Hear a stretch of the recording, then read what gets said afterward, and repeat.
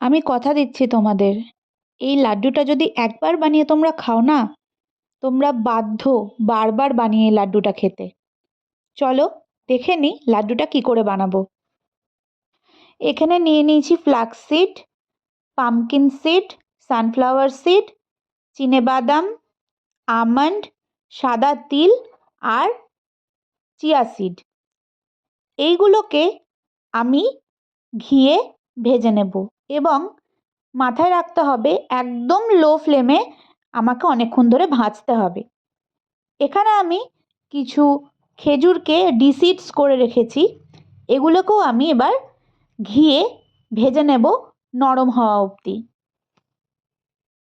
দুই ক্ষেত্রেই যখন সুন্দর একটা গন্ধ বেরিয়ে যাবে তখন বুঝে নিতে হবে যে এগুলো আমাদের ভাজা হয়ে গেছে।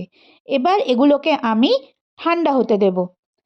ঠান্ডা হওয়ার পর সিডসগুলোকে আগে আমি মিক্সিতে গ্রাইন্ড করে নিয়েছি, তারপর খেজুরটাকেও আমি মিক্সিতে গ্রাইন্ড করে নিয়েছি। এবার এই দুটোকেই আমি ভালো করে মেখে এইভাবে লাড্ডুর আকারে বানিয়ে নেব। ব্যাস, এবার এয়ারটাইট কন্টেনারে ফ্রিজে স্টোর করে রাখো যতদিন ইচ্ছে, এবং প্রত্যেক দিন যদি একটা বা দুটোই লাড্ডু খেতে পারো প্রচুর উপকার হবে শরীরে। প্রথমত তো যারা ডায়েট করছো তারা প্রত্যেক দিন এটা যদি খাও তাহলে ডায়েটে প্রচুর হেল্প করবে, কারণ আমাদের শরীরে যা যা খনিজ দ্রব্য দরকার হয়, খনিজ লবণ দরকার হয়, সেগুলো এই লাড্ডুটা দেয়।